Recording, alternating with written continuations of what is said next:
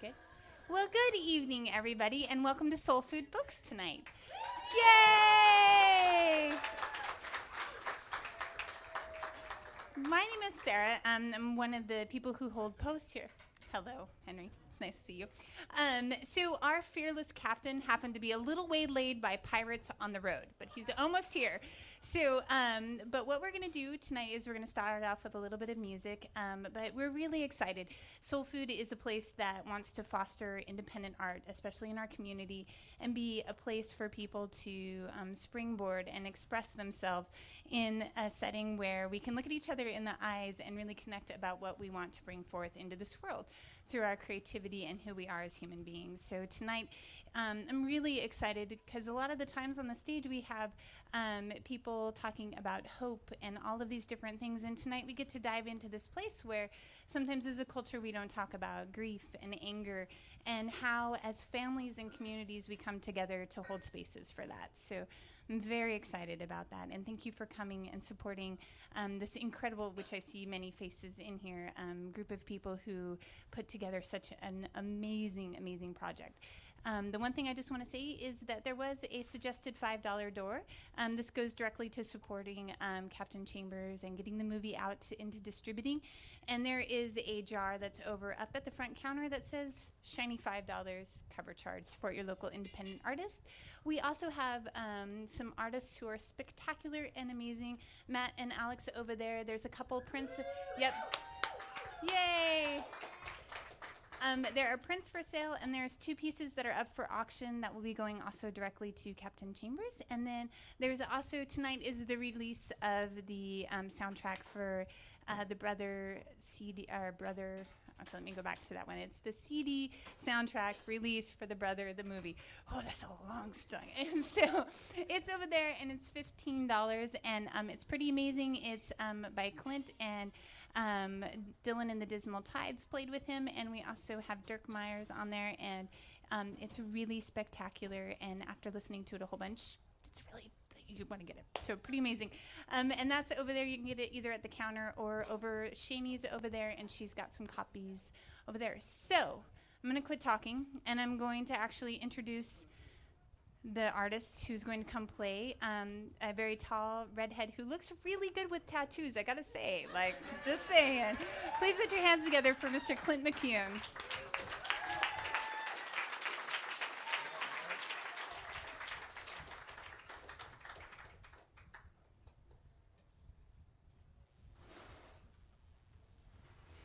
Hi, everybody. It's good to see you. Welcome tonight. Phew. What a crazy ride it is being an artist, coming up with ideas and expressing an idea. It's like a dare.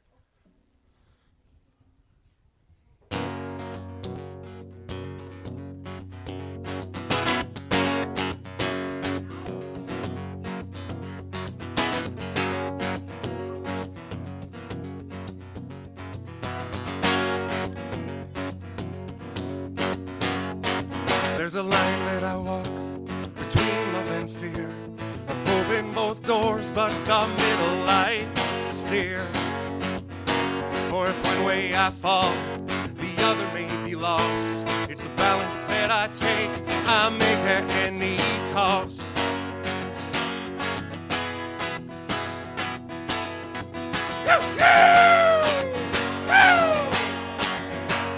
Some time ago, somewhere in my past, I let go my heart and it ran away fast. Her life was the song and I sang out the tune, and I screamed about love and I howled at the moon. I was too young to know the fool that I was blinded by battle. I believed in the cause, for love was the circus and I was the clown, for I was left standing naked when the sun went down. It's a little boy's a lesson of life's irony, that a man locks inside what he can't set free, like an actor that's frozen when he takes to the stage. For I won't let go what I've locked inside the cage.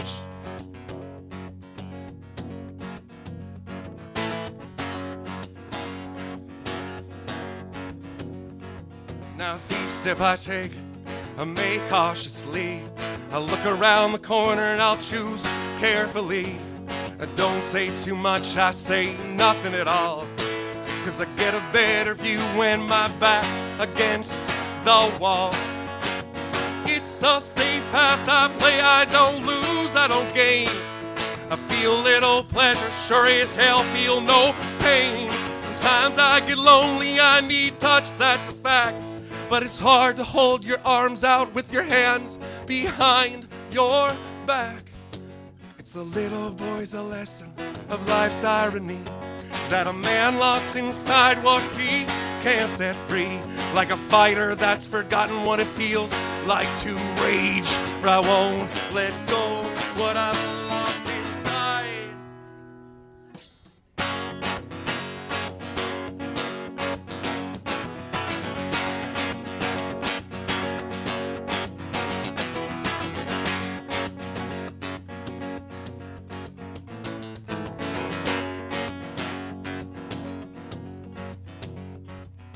Deep in the darkness, my soul lies awake. Oh, I listen for the stillness, and I feel the earth shake, quake. My body starts to sweat as a fire starts to rise, and I hold it all in, but tears leak from my eyes. It's a little boy's a lesson of life's irony, that a man locks inside what he can't set free. Like a storybook ending without the last page. For I won't let go what I locked inside the cage.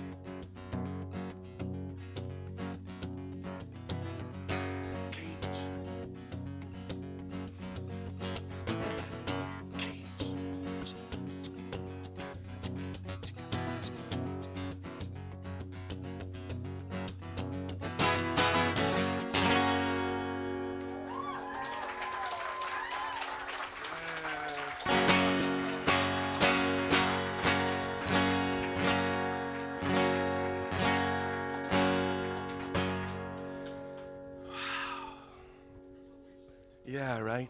What a night. I mean, there's just like putting some together with such a big cast and crew and a bunch of people who put their heart into something, to come to a night where we all get together to kind of shine out a little bit and see this part of what we've come up with.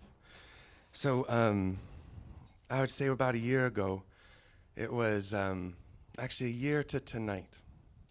It was a very monumental experience in my life. It was the first night after 10 years of playing the first Friday of the month in this town where I didn't play. That night I took a magic ride with my best friend. Part of that story is going to unfold tonight. Part of that story is unfolded over the last year. A month later, Captain Chambers comes to me to say, I was playing the next month here, and he was here, and he was riding while I was playing on the first Friday of the month. At the end of the concert, he came to me and said, Clint, do you want to be in a movie? Now, I mean, for a fellow like me, the obvious answer is, yep, sure. I want to be in a movie. Who doesn't want to be in a movie? Yeah, I didn't ask him what's the movie about or what. Yeah, I want to be in a movie. That's like always. And so he goes, good, because I wrote it for you tonight on a magic pencil. And he wrote this story out. He had just flown home from being back home in the Southwest where he's from, and burying his mama. His mama had passed away. He had lost his mama. And he was back in town that night, and he was writing this story that had to do with grief. And the month before, or just a few days before, I'd lost my best friend, Woodcarver. And there was grief strong in my heart. We've dealt with a lot of different issues and celebrations in the last 7 years here. One of the things that I haven't dealt with is grief and loss. and the rage that can sometimes come with that, whether it's with from a person or from the understanding of what some people are doing to the globe or our country or politics or whatever, that or heartfelt loss. When that loss and grief turns into rage, what happens? And Captain said he was going to be filming it on a Super 8 black and white, gritty. We're going to do this raw and real, film it in soul food. Use the rock stars or actors around us. Tonight, I don't know if you guys have noticed that yet, but the actor formerly known as Craig Larson is here right behind the bar. He makes an appearance in the movie. He'll be here signing autographs all night tonight. And the cast and crew came together. Captain's friends, my friends, and we found out the jobs we knew how to do, and everybody volunteered their time, anteing in their energy and their vision. That's what happens with a creative project, right? It comes up with an idea and the dare to be in a movie. And in that creative process, all of life's a creative process, but when you film it and capture a moment, tonight we're going to deal with that kind of moment and step down that. The other thing, I asked Captain, okay, so what kind of character am I playing? He said, it's like a really ornery, mean dude. And he said, I just think that everybody would find that kind of ironic. I was like, well, everybody but my staff. Playing with rage and the idea that, now as a nice guy myself, I gotta say the people to worry about the most are the nice guys. They're the ones that don't fight until there's nowhere else to go, and then it's to the death. And walking and choosing to smile every day is a conscious choice that we got. It's through the grief. In the shit house, shotgun,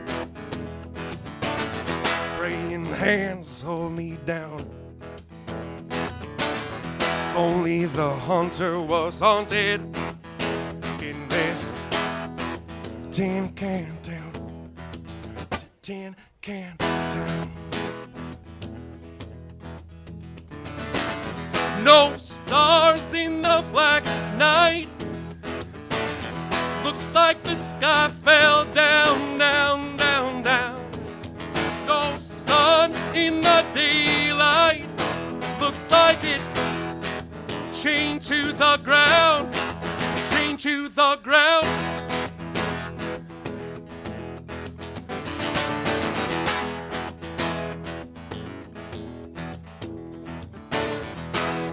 These chains no longer bind me, nor the shackles at my feet.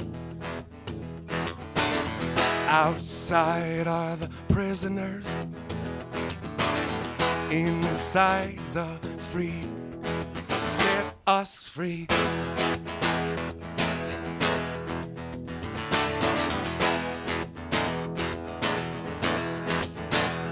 I walk 44 miles of barbed wire. Got a cobra snake for a necktie. Got a band house on a roadside, made from rattlesnake hide. Got a band cap my mama put on top, made out of human skull. So come on, take a little walk with me, honey. Tell me, who do you love? Who do you love? Who do you love? Who do you love? Who do you love? Huh!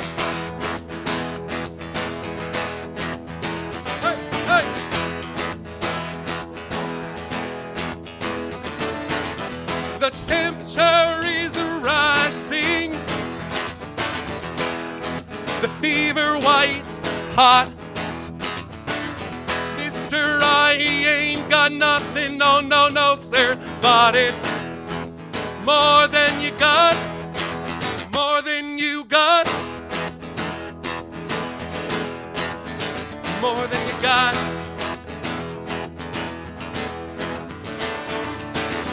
A prize fighter in the corner is told, hit where it hurts, silver and gold. Silver and gold. Around the town, use a rattlesnake whip. Take it easy, baby, don't you give me no lip. Tombstone and graveyard mine. I'm just 22 and I don't mind dying. Who do you love? Who do you love? Who do you love? Who do you love?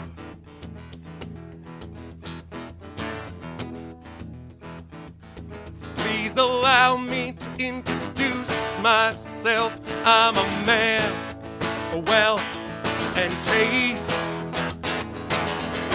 I was around a long, long year, saw many a man, soul and faith. I was around when Jesus Christ had his moments of doubt and pain. Made damn sure the pilot lost his hand and sealed his fate. Pleased to meet you. I hope you guess my name.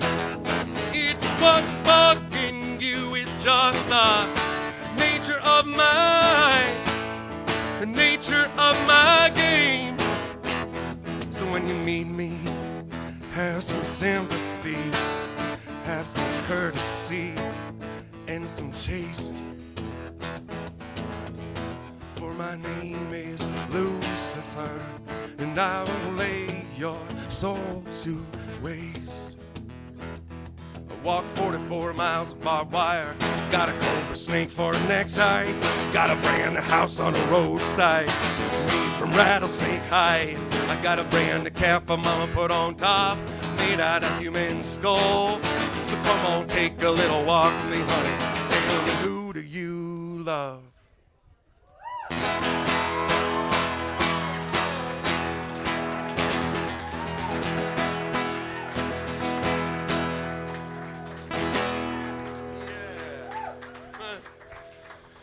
I'd like to take this time to bring up another musician to the stage, Mr. Dillon Warnock to the stage.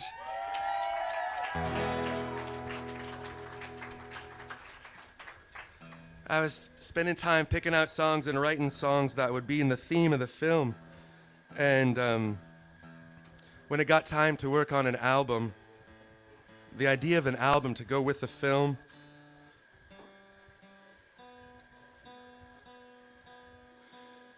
I was trying to pick out who would be the best musicians to come and play on this kind of album that had that grit and understood where rock and roll came from. And I was going to hire Robbie Robertson in the band to do that because they were going to be the perfect thing. But kind of funny thing is that here in our neighborhood, there's been that spirit of rock and roll held down by Dillon Warnock and the Dismal Tide. And so I asked them to come join in. And in one night, in 11 hours, we recorded the album. And Ron Allen, who's over there, raise your hand, Ron.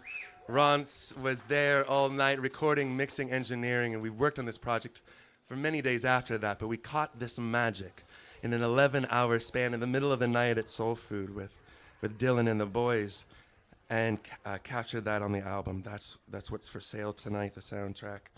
And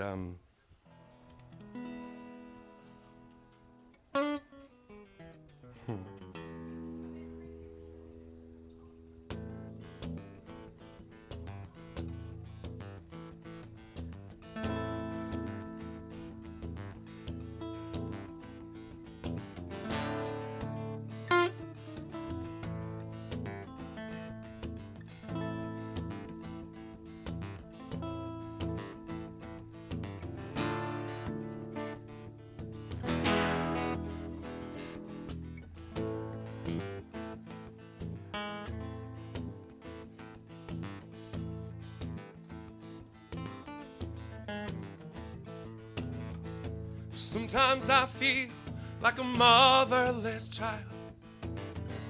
Sometimes I feel like a motherless child. Sometimes I feel like a motherless child. A long, long way from home, home.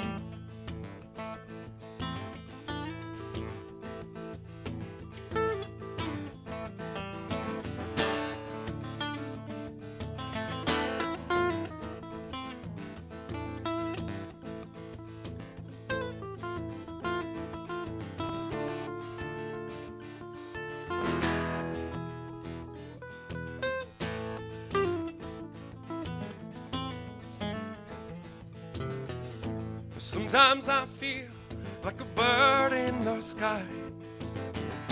Sometimes I feel like a bird in the sky. Sometimes I feel like a bird in the sky. A long, long way from home.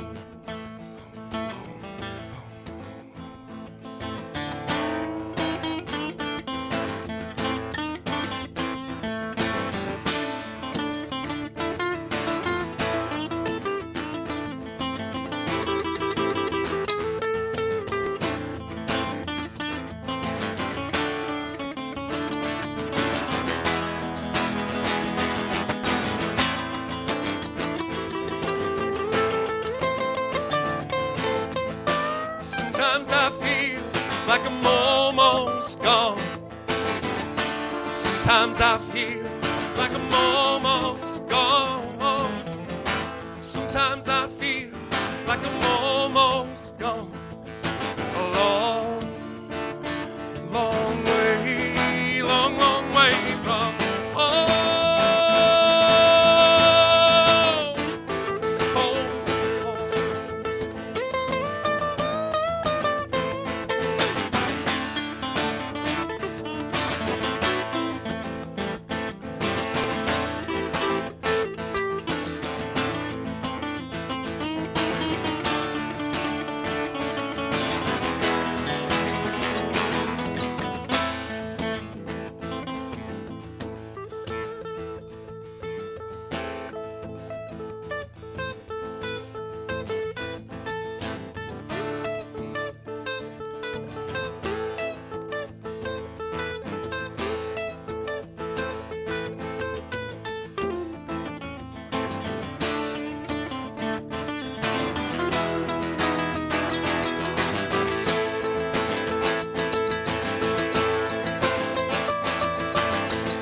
Sometimes I feel like freedom is near.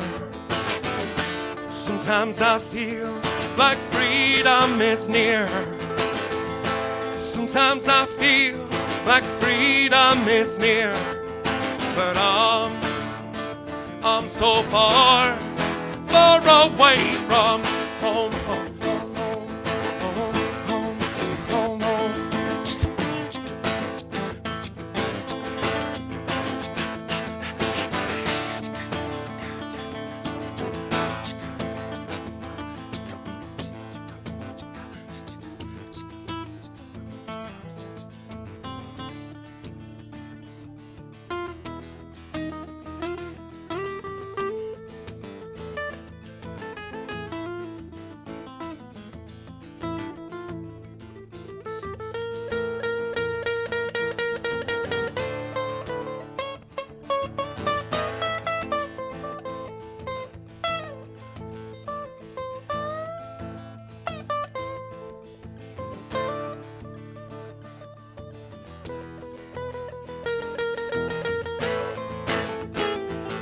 Mr. Dillon Warnock on the guitar.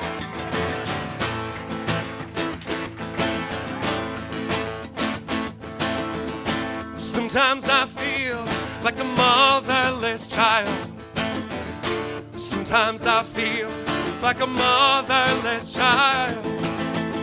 Sometimes I feel like a motherless child.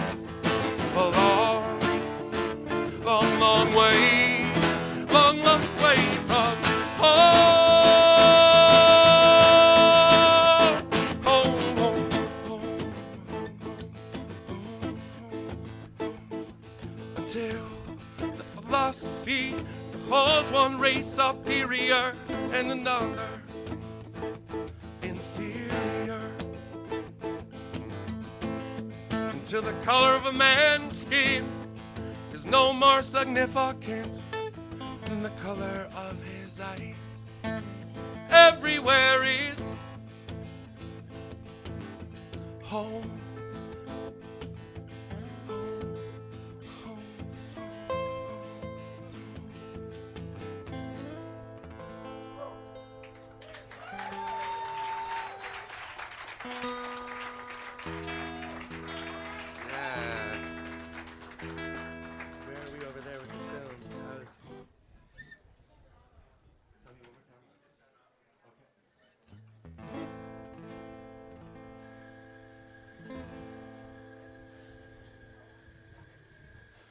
I grew up on Hollywood Hill here in Woodinville.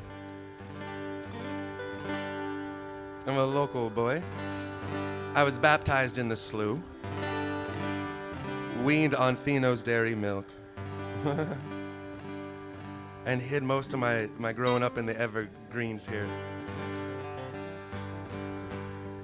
Grew up in a log cabin with horses and a little farm and a garden, and called Rain Song. This next song is a song that I wrote after I'd moved away from home, and it's that first time the thought is that first time after you move away from home and you realize that you've gone so far out, it's in the middle of the night and you still feel like a little kid, but you're so far from home, and you wonder kind of how you got there. And Rain Song.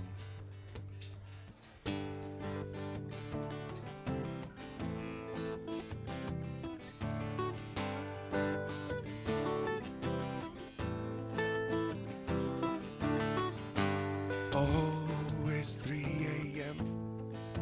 I'm so far from home. Don't know how long it has been since I picked up the phone, just to call her, just to see if she'd remember me. Her son, the boy, the dreamer, who turned away 'cause he couldn't see her as a mother anymore. I felt the slam of the front door.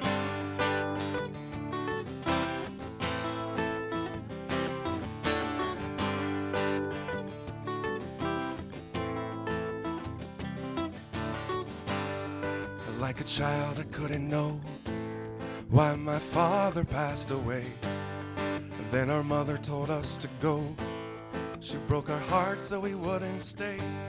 She took the ring from her hand, closed her eyes, kissed love goodbye, and forgot all about the man who raised us to touch the sky.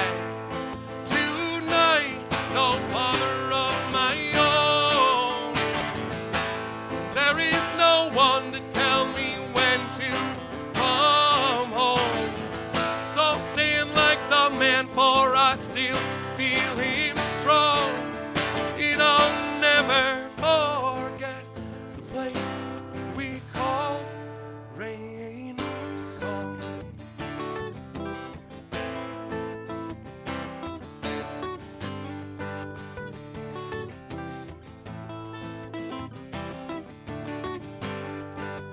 Brother, I can recall when we were young, we'd run and play with our backs up against the wall.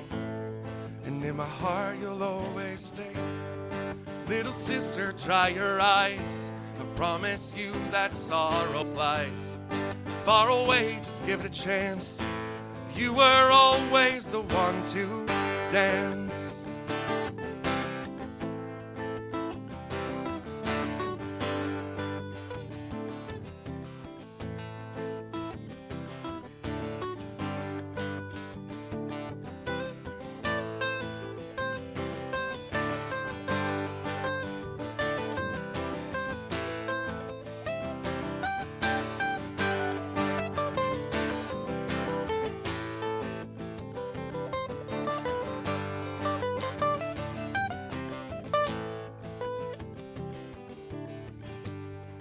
Now the rain is falling down, and the king I used to be has no homecoming in his town. There's no place left here for me. I cannot walk down the road that led me to the cabin at the end. There is no love there anymore. It is gone and I can't pretend. Tonight, no father of my own. There is no one to tell me when to come home. So stand like the man, for I still feel him strong. And I'll never forget the place we call Rain Song. Rain Song.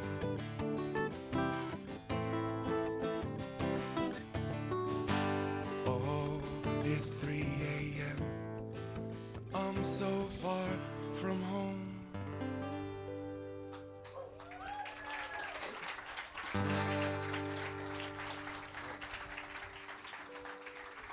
We're good? Oh, one more. One more. Can I get a glass of water passed up?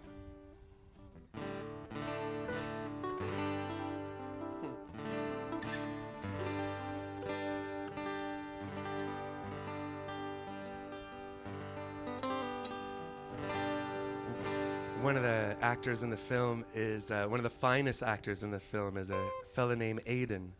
Aiden, are you out there tonight? Are you out there maybe? There you are. Hey, Aiden. Aiden's back there. Just want to wave your hand maybe. Aiden's really one of the best actors in the film, and he was also, I think, listed on all the other credits. Thanks, Mama. And when we first met, I was like, Aiden, I know that I'm supposed to yell at you and kind of push you around, but I'm really not like that. I have 2 daughters. I don't yell at them. They probably yell at me more than I yell at them. And he's like, oh, don't worry, man. I've got brothers. And I was like, brothers. It's this theme of brothers and brotherhood. And there's this thing about brothers and that rage that can happen when there's a loss or when you don't know what to do with an emotion.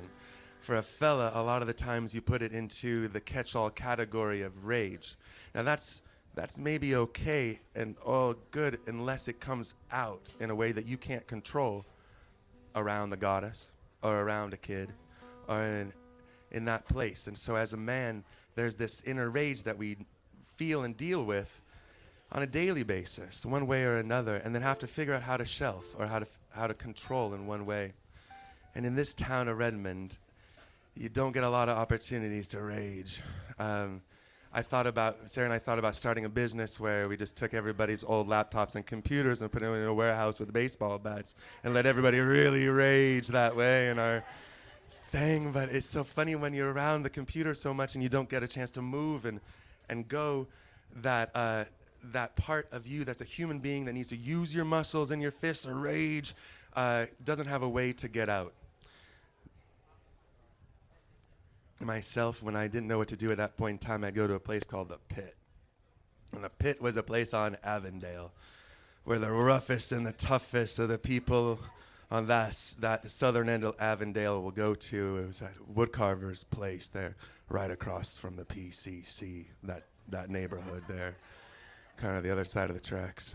And right, really rough. I mean, right, see, back to the mean streets of Redmond. Wait, okay, so we're going to shoot a film where I'm mean and we're in the mean streets of Redmond, right? Okay, all right, this is acting. And acting, as a kid growing up, watching movies and films, and my dad was an actor, and he had a few television shows on Channel 4 on Como. One was called Captain Puget. It was during live TV in the 50s, yeah. And then he had a show called Exploration Northwest. It ran for 23 years and was on right before Happy Days on Tuesdays, I remember. And so growing up in a theatrical family and in a loud family, in school by college I went to school for acting. I figured that would pay off if you get a college education in acting. And so I've always dabbled in acting and haven't done it other than I acted as a business owner for the last 7 years here, which was a surprise. I ended up turning into one. And maybe I figure if I start acting some more, it'll turn into that. But the idea of being a storyteller is really what is the most thrilling, I think, to any person who creates, whether they're an actor or a songwriter or a writer or an artist. It's about telling a story.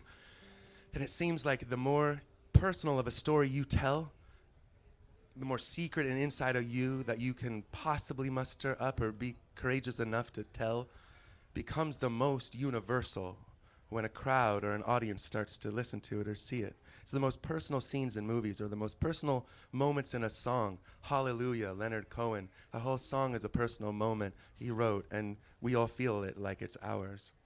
I think that's what we're trying to get at as storytellers. I think that's what the crew all worked on through this film. I'm going to play you one more song here and see if we can bring up the captain.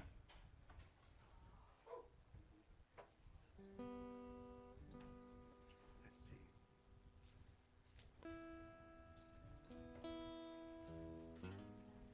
Okay, let's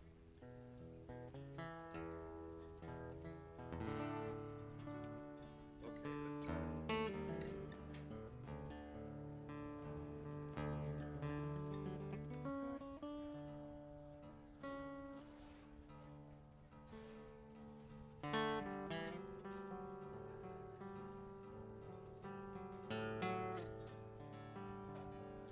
This next song is a song that was incredibly special in like a year ago while going through stuff with Woodcarver. We were in the hospital. A year ago tonight, we drove him to the hospital and stayed there with him for 2 weeks straight. And sometimes when you can't muster up a sentence to describe who you are and how you're feeling, what's funny about music is I'd bring the mandolin to him and he'd play the chords and he'd remember the lyrics, even if he couldn't remember what day of the week it was or where we were at that moment in time. There's something that happens when you learn music, that it's in a different part of your brain maybe, that doesn't go when the rational side of your brain goes. So we would play this song that we would always play together. We'd play it in the hospital. I'd bring my guitar in. We'd play it loud for the nurses. And so, Carver, this goes out to you tonight. Love you, I miss you.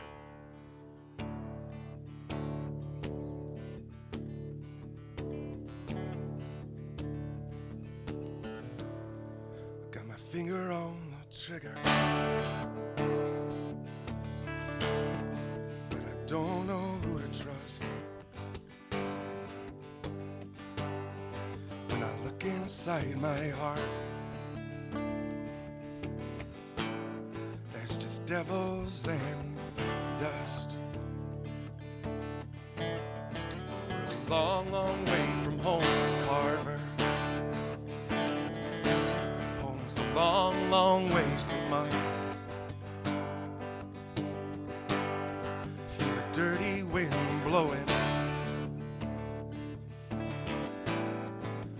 Devils and dust. Got God on my side, and I'm trying to survive.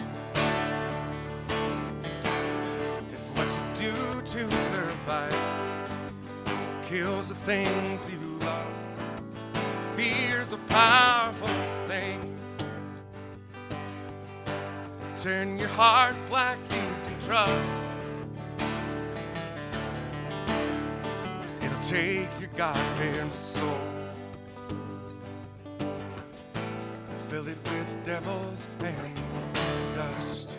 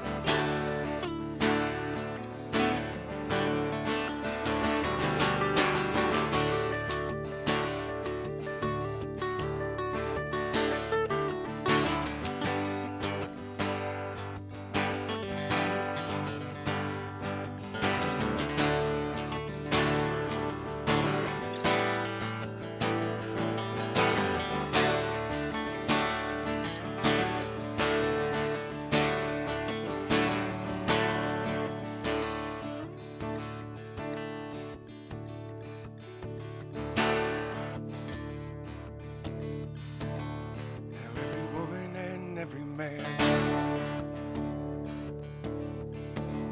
You wanna take a righteous stand.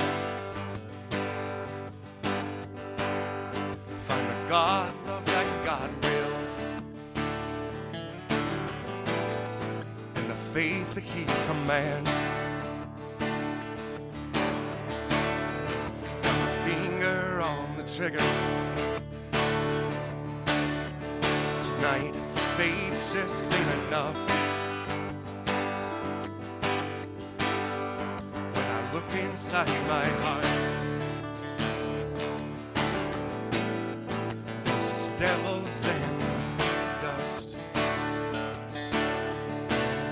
I got God on my side, and I'm trying to survive. To survive kills the things you love. Fear's a powerful thing. Turn your heart black, you can trust. It'll take your God-fearing soul, fill it with devils and dust.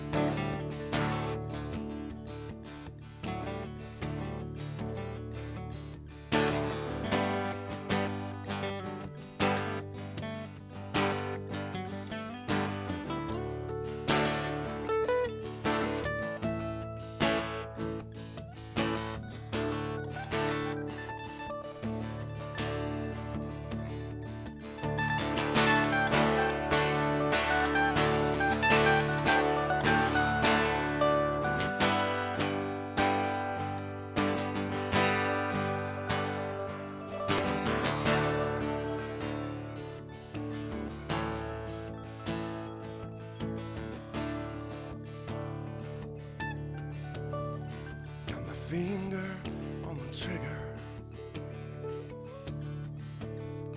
but I don't know who to trust. When I look inside my heart,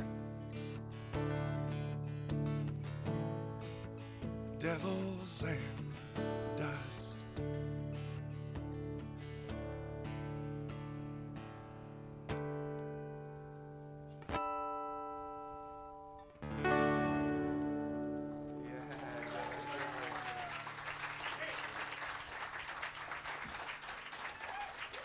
Mr. Dillon Warnock, everybody.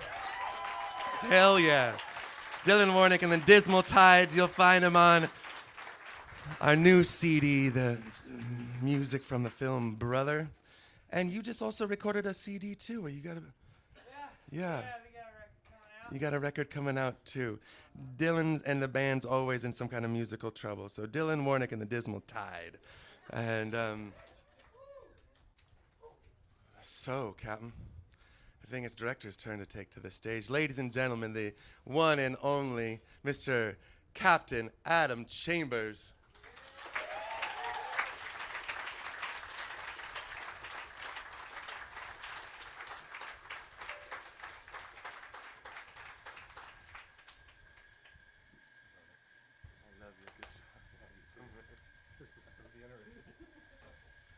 All right.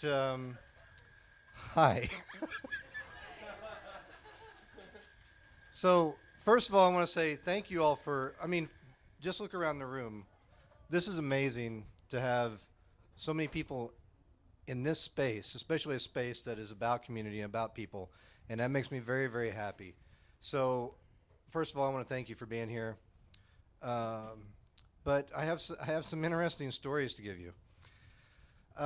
First of all, this film, I don't know what Clint has plan for the rest of the night because technically this is his night, and I want to thank you for allowing me to share First Friday with you. If there's time and people want to do a Q&A after the film, if the film plays, then we can possibly entertain that. So I want to explain a few things. First of all, this was a film that was written shortly after my mom passed away.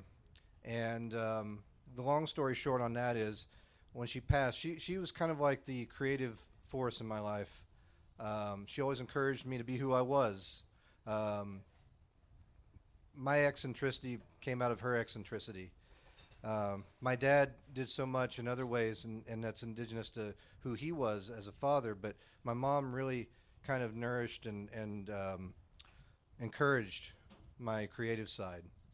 So when she passed away, I wanted to put something in the coffin with her, so I had this Pentel mechanical pencil that I've had since 1985, and I've written literally volumes that you may or may not see in my lifetime. I have no idea. I'm trying desperately to get them all out there, but literally volumes have been written with this mechanical pencil.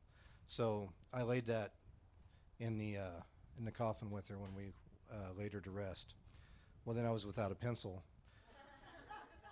So I went and bought one, another Pentel, and the first thing I wrote with it was this script. It's actually a handwritten script, and thanks to Gary Parrish over there, he gave us our shooting script. But this film came together with a bunch of amazing people in an amazing place. And I don't think we say these words, but I don't really think we always get that. It's like, again, look around. This is it's not just a coffee shop. It's community. It's people. It's art, and that's just those words are meaningless compared to what goes beyond their meaning and so forth. I know I'm rambling and I'm nervous and tired, so bear with me. But that is significant, and I think we need to acknowledge that. And I think doing a film like this, I had an amazing crew full of people that at first were like, I don't know, he's got long hair and a beard. You never know with those guys. Yeah, he can't be a serious filmmaker. And there's something I want to say real quick, too, about the film community at large. I am a different kind of filmmaker. I am a celluloid artist. I'm a cinematic poet. I think it's important to really look at those words because a lot of what indie film is these days, I don't always jive with it. And there's this consensus amongst the indie film community sometimes to put this picket fence right in the middle of everything and say, this is amateur and this is professional, which is just another form of segregation. I don't consider myself professional, but I'm definitely not an amateur. I create what I see up here, and it may not always be pretty, but, sometimes it's not supposed to be. And this film is a gritty film. We push the boundaries. Like, you're going to see grain, you're going to see some things that are not perfect according to Hollywood standards, but I don't make Hollywood films. I like to make. I had a recent quote here recently where I said, "I'd like to go to a film festival that doesn't have a red carpet."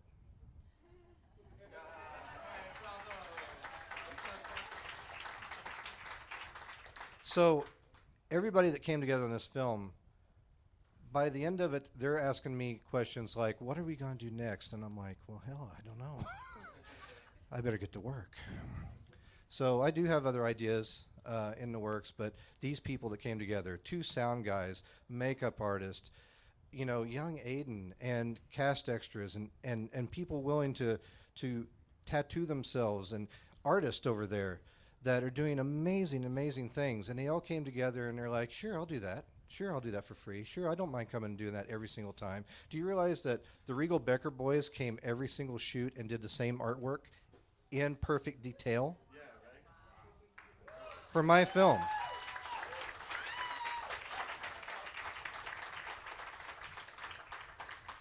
So this film means a lot to me, and this is getting to the point that I am reluctant to talk about.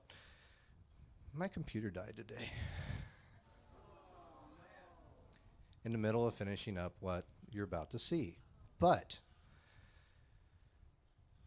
I didn't want to come empty-handed. So what I did is the best that I possibly could. I have no idea what you're about to see. I'm going to see it with you for the very first time. But yeah, my video stopped moving. Like I could not see motion on my timeline. I could hear audio. That's great. So what I was able to do is I was able to pinpoint a particular spot, and I could see that picture. So I would find the clapboard where it was closed, mark it, and adjust sound by instinct. I basically edited blind today and finished up just a few minutes before we actually left to come here. Captain Chambers,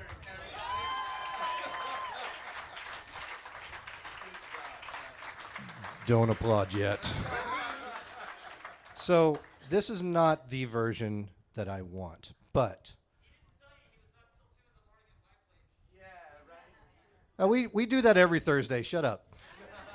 So anyway, no, Will McCammon, ladies and gentlemen, amazing sound engineer. Him and Ron Allen did so much on this film as far as sound is concerned. And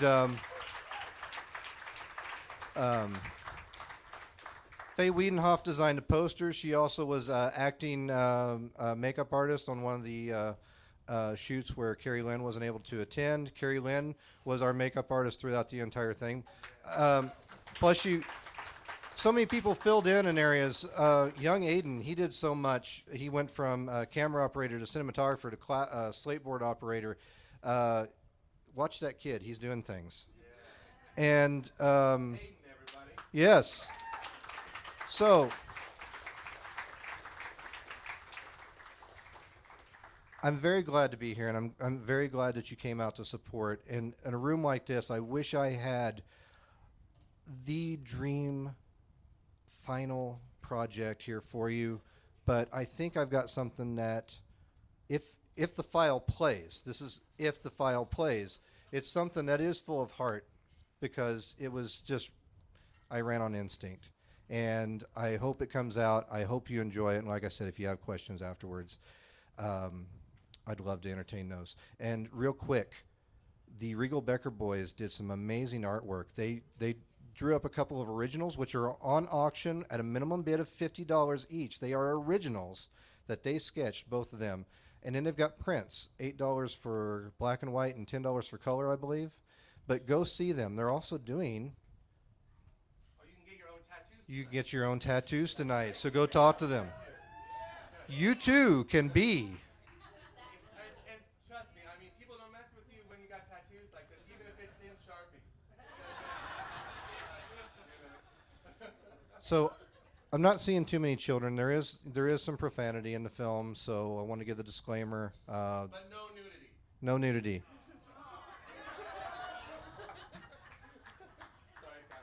Sorry, Actually, there. No. Wait. I thought we talked about this. No. All right. I've rambled enough, ladies and gentlemen. Brother.